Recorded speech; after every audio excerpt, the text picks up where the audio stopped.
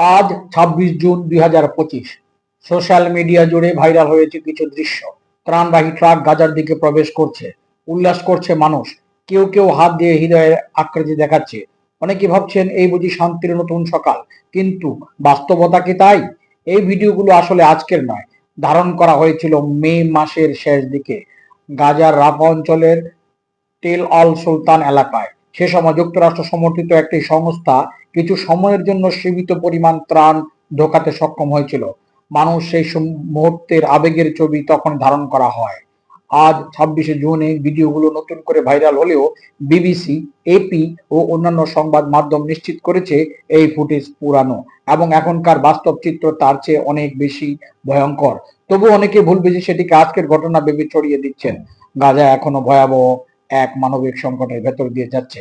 তাই তথ্য যাচাই করা যেমন জরুরি, তেমনি ভুয়া আশার বিভ্রান্তি থেকেও সতর্ক থাকা সময়ের দাবি। প্যালেস্টাইন মুক্ত হোক, ফিরে পাক তারা তাদের দেশ। ধন্যবাদ।